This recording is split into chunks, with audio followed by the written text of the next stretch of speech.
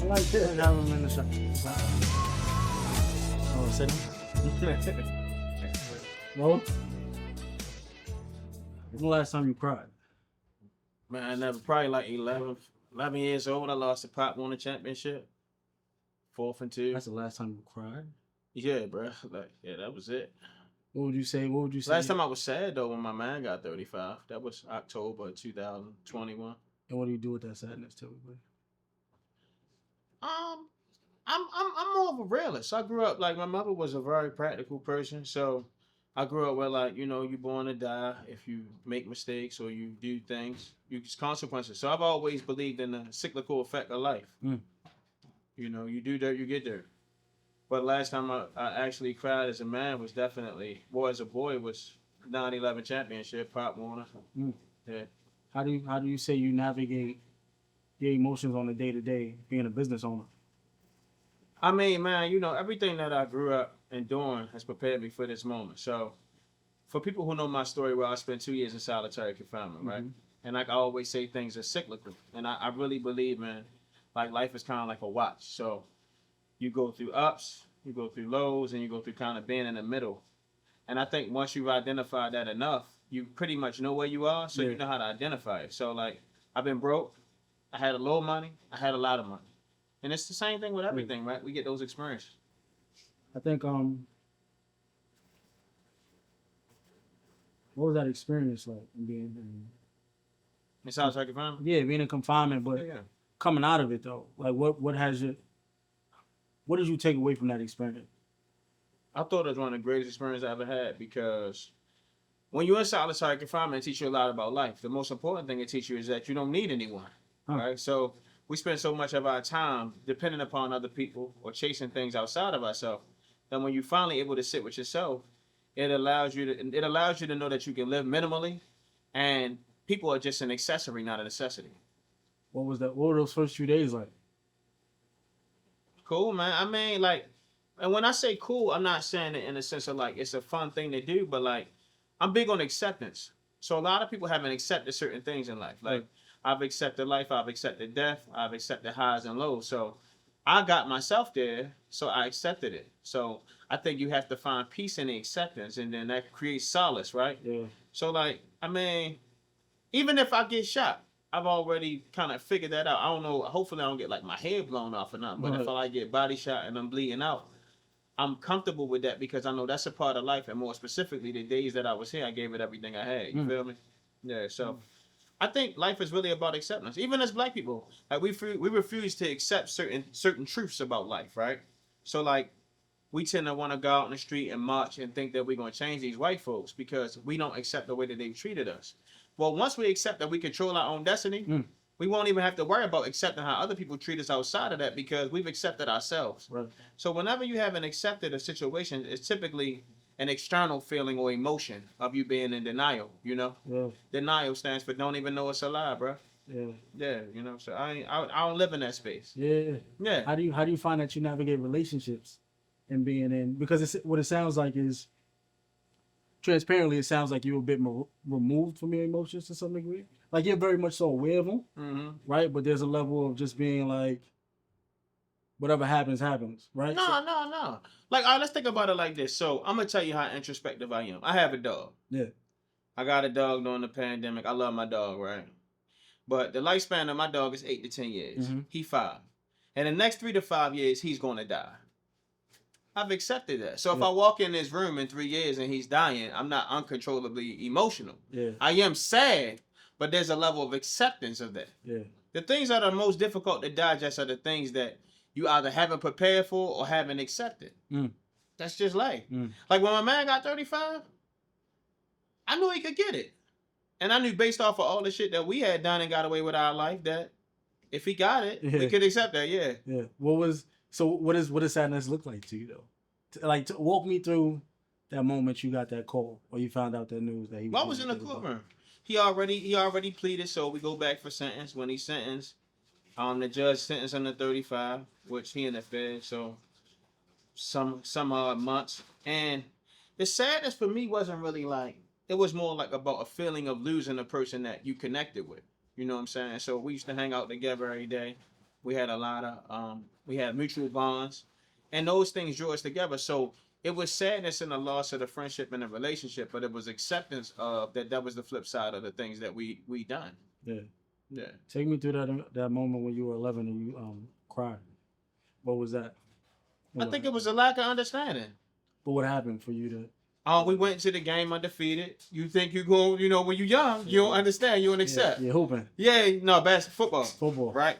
So I played running back, cornerback, and punt return. And, when we're in the ghetto and you elevate through sports, whether AAU, Pop Warner, etc., you get to go to, like, nationals. Mm-hmm. So now we in Florida. We out of town. We playing. I'm the star running back. Yeah, so I'm thinking to myself, like, oh, all right, yeah, we going to fuck them straight up. Yeah. I mean, that's just the energy I had. So I think when you don't accomplish that, there's just a level of disappointment and a lack of acceptance. And I think that lack of acceptance can trickle down into like an emotional display of crying. Yeah, but I never really have been in that space since. Yeah, would you say that you're fearless? To a certain degree. So I would say that I push through fear. Like, you know what I'm saying? I'm not going to jump in the mouth of a whale. I'm not I ain't no super gangster. Like, I would be in the street selling dope and hustling and shooting motherfuckers up if I was on that. I ain't on that. I'm selling donuts, right? So I can't really speak from a place of fearlessness, but I know how to identify fear and move through it, which makes me appear fearless. Courageous. Externally, yeah. But internally, I think there's fear, but also acceptance. So you kind of like always tell a motherfucker, like, you put your dick on the crab table, right? Mm-hmm. So you understand that it could go or you can parlay it, right? Yeah. So it's like, it's just real. You know what I'm saying? I think young people live in their head too much. Specifically, like, who's the most fearless person on the planet? The white man. He feels like he can do anything and he can overcome it. He feels like that if he loses everything, he can get back. He feels like nothing in this world is all Flemish to him. So he moves accordingly. Yeah. I mean, the best promoted and marketed product in the world is the white man. He's found a way to make everybody believe in it. Right. Even when they don't believe in themselves. Would you equate your success to that fearlessness or that level of courageousness? Yeah. I mean, everything is about just putting your balls on a poker table, man. Yeah. Like, fuck it. Like, everything for me. Yeah. All my losses came from fucking. All my wins came from fucking. So I always had a fucking mindset. Because you gotta understand like this too. All right, so you already woke up black. Your parents rich? No. All right, your parents not rich. Probably none of your friends rich. You probably got net worth under 7 figures. So what the fuck are you afraid of? You gotta realize, like, it's like swing for the hill type shit. Like, I don't know if this shit gonna work, but I don't really got nothing to lose. Yeah. Even the things that you think you got to lose are material possessions that typically white America gave you or allowed you to feel that you should stake value in. Right? So, like, I showed you my bank account. Like, I done been negative. I done told them, like, yo, I don't got no money. I'm fucked up. And owned a bunch of shit. I didn't not own nothing. Yeah. When I came home from jail, I had no credit. I had an 810 credit score. I had American Express cards with with hundreds of thousands of points, and then they took them away and they got cut off. I had credit cards with big ass limits, then I had no credit cards. I done drove a G-Wagon and I just pulled up in a fucking Transconnect van. Like, none of that shit I don't give a fuck. None of that shit don't make me. Yeah. You know what I'm saying? So, like, that's what we really need to start understanding. Like, just being black in America is a gamble enough. So shake the dice every day. Yeah. It's a gamble. And that's your advice to any young entrepreneurs? Yeah. And snap the fuck out of it. Like, young black entrepreneurs, they living in La La Land. Explain that to me. So if you think about the amount of wealth, just going off the data, right? So if you think about the amount of wealth in this country that black people possess, it's no more than the amount of wealth that we possess post Jim Crow. We fall in love with material possessions, looking fly, living in certain type of places or driving certain cars, and we don't seek ownership. There's so many people that I met in New York, and they might live in Bed-Stuy, and I'm like, yo, so what's the comps for the houses in your area? They never even had to check. People live in apartment buildings, they don't even know what the building worth. It's like La La Land. It's like a fantasy. Like, you can sit on a subway and you could be next to a celebrity and you so adjacent to that success, you feel like you're of it. You're not that. You know what I'm saying? Right. Yeah, like, you work a blue collar job and there's nothing wrong with that. But now how do you become realistic with where you at and where you're trying to go? And I think a lot of people sign up for the end result, but they don't sign up for the work that will take you to get to the end result. I mean, you sign up for the 6-pack, but won't you just sign up for 1,000 crunches? It's gonna automatically yield you a 6-pack. Yeah. So everybody want this end result. I mean, young kids go into jobs and they ask their boss for the end result within the first couple of months. Yeah. You know, you want to be creative director of a brand, or you want to be an executive or CEO or COO. And it's like, well, why would I want to be the creative director when I could just sign up to come in early, stay late, and be the most creative? I'm eventually going to be the creative director. So, you know, we live in a world where, you know, everybody's trying to figure out who they are, you know, and they trying to find their means through someone else who really worked. That's just not the way, you feel me? Yeah. How has your relationship with your lady improved or built upon the relationship, and how have you navigated your relationship with your lady running the business together? Yeah, everything was non-emotional. You know, it's non-emotional. I think black men and black women are too emotional.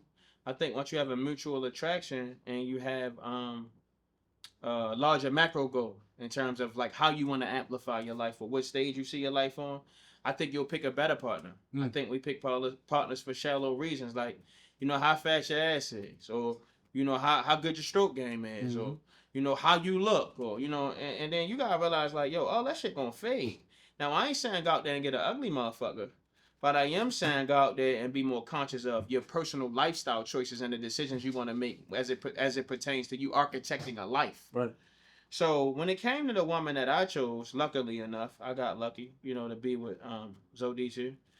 I really wanted a person that I can build with. That was the foundation for me. Right. A deal breaker was like, I don't want a person that I can't build with, and then I don't want a person that's going to be a liability to what I'm building. Right. So, like, even when people see us, they wonder how we move so fluid. We just not moving from a shallow space. That's how I look so good. So, like, whenever it comes to that, I treat my woman like my best friend, right? So people say, like, you know, how do you remain monogamous? How do you stay dedicated to your woman, or how are you so harmonious in the way in which you build? We basically build from two spaces. If this person is my best friend, how would I move? And because this person is my best friend, what can we accomplish together? That's it, right? So I look at it like Nick, my man. So it's nothing that you can do to make me turn on him. Right. But as men, you'll have a girl, and a girl could walk in you don't know, and you'll turn on your girl. But you claim she your best friend. Right. But the niggas I know, they go to jail for life with their best friend. Yeah. They kill for their best friend. Somebody talking bad about their best friend is gonna be a problem. Right. They gonna get a last to their best friend. Split the sandwich with their best friend. So it's a lot of overused terms, a lot of misused terms when it comes to relationships, relationship building, and what that look like. And then you gotta ask the difficult questions. So in my relationship, I didn't want a woman who smoked, drank, or had kids. A woman can't get me with an ass or like you cool or you got followers. Like, yo, listen, don't drink, don't smoke, don't have kids, be willing to build with me, we can build. And that's how we built. And because of her, to answer the second part of your question, my business has grown exponentially because of the value that she's brought, because of the skill set that she innately had that I didn't have, and more specifically because she see things I don't see. If it wasn't for her, I wouldn't be as big as I am. I still would be on. Yeah, I'm a winner. Like, I ain't gonna lie. Like, she'll tell you that, but this wouldn't be this, you know, and we probably wouldn't be here, you know. Yeah.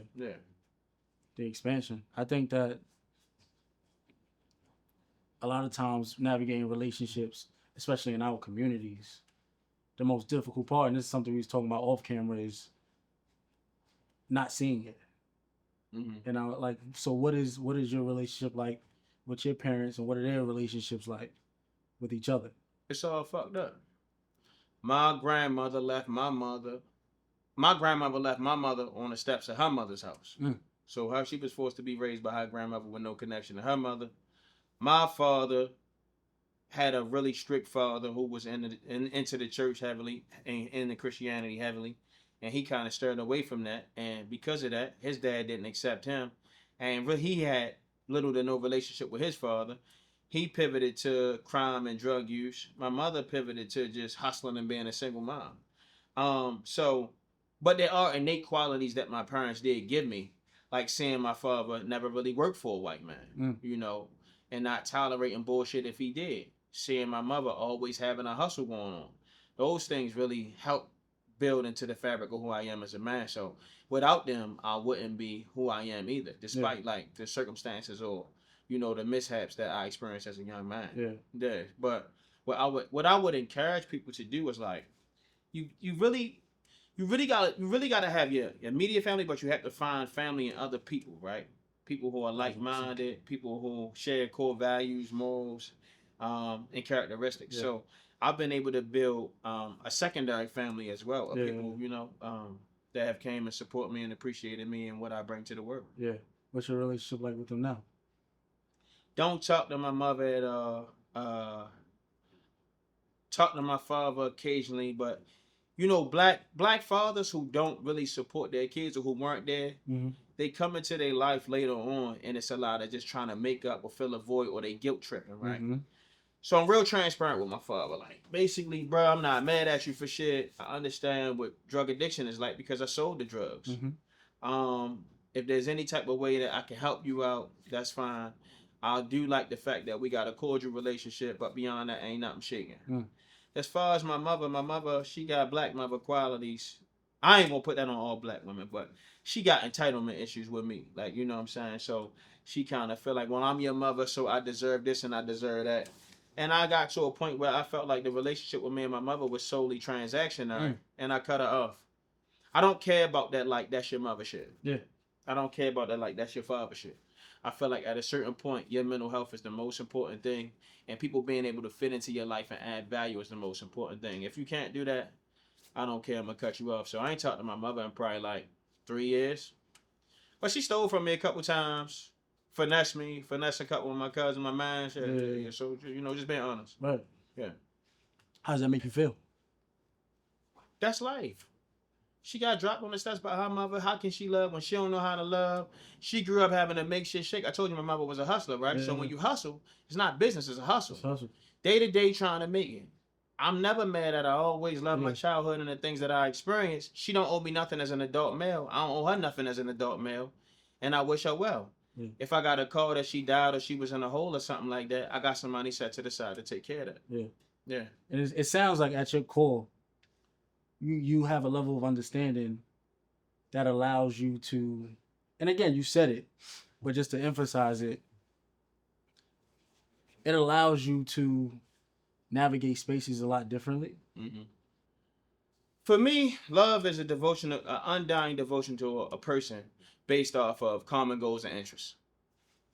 If that is to have a nourishing family and to build a life together, if that is to make sure that you're dedicated to one another despite the circumstances, if that is just to be there to emotionally support one another, to have a confidant, to have somebody you can call. See, me, I treat love much more like a business entity. I'm not loose with my emotions. So love for me is like, well, me and my girl, here's a person I love because we came together. We had a common bond and a common interest. We didn't allow anything to deflect us from our purpose. We keep our lines of communication open, and no matter what, we stick to it. Right. It's not like, she just bought me a new Chanel bag. That's why I love her. That's my bitch. I'm not there, bro. So a part of it is transactional. No, the foundation of it is transactional. I mean, just think about it. Like, if all you do is eat our ass and you can't get your dick sucked, right? How it go? Yeah. It's all that. That's just what it is. Like, people in La La Land, bro. They in La La Land. How long can anything exist? Like, for example, right? A big reason why people separate is infidelity and money. How long can you be broke and she survive off of love? Yeah. How long can you cheat and she survive off of you being, not being monogamous? Like, snap out of it. Snap out of it. That's what I'm saying. Like, a lot of us are living in fantasy land. Like, the number one thing that really keep my relationship going is not like, I got a crazy stroke or I'm all this rich ass nigga. It's like, no. Yeah. I'm dedicated to her.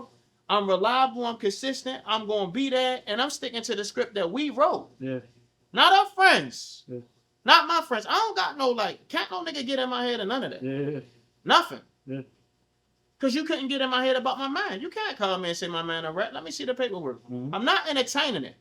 But you definitely got to have everything. You better be ready to go. Because if it's the reverse side now we on your ass. Where would you say you got your morals from? Your moral compass?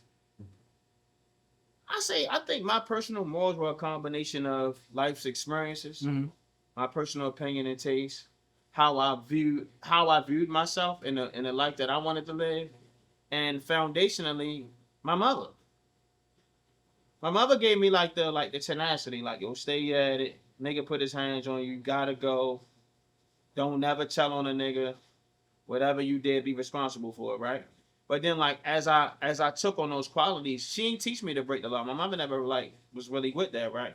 So then I took those qualities and I applied it to the street, and then I started to make some money. Yeah. So then when you start to make some money, you kinda, as I know for me, you kinda are like you raising yourself. You starting to kind of like rear yourself, right? And you putting yourself in a space where like, oh, all right, I like this, I like that.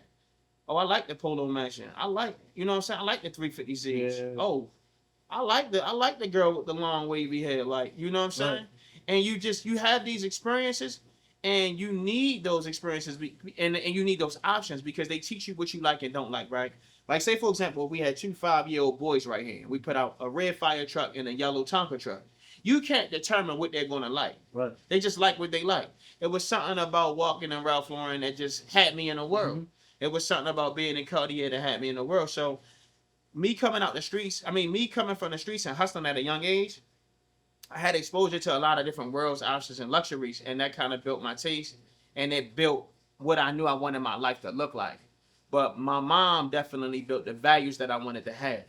The values that I want to have are going to carry with me forever.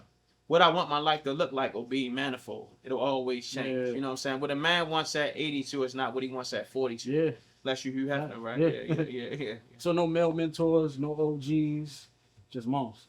Yeah, just moms. Yeah. She had both of those. She had all of those qualities. Like, yeah. She wasn't really like, my mother didn't have like a very soft feminine energy. So like when you talk about crying, I've never seen my mother cry. My mother never like kissed me and told me she loved me. I never really had those experiences.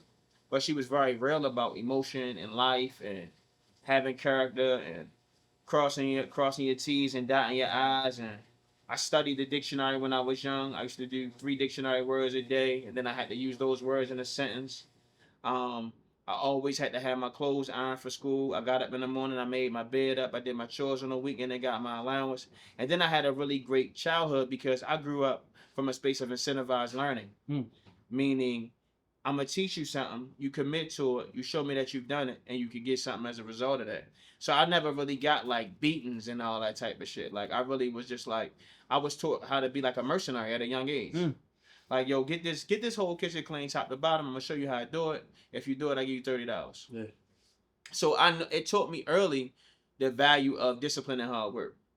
Like I could sit here and be dusty for 4 or 5 years because I know I'm gonna be rich. I don't really get caught up in like niggas. Like right now, niggas at Paris Fashion Week or they going to the Super Bowl. I know how to hit the switch. But then I've been up though. Like I've been crazy up, like crazy, like M's, and I've been able to do all that shit the right way. So like every time I fly first class. I don't know nothing about like coaching all that type of shit. So I'm not going to pump fake and be in my life. I'm not saying for nobody. Yeah. I'm not going to pump fake and like I'm gonna fly coach and I'm in a room with 4 niggas. No. I'm gonna stay here and work. Yeah.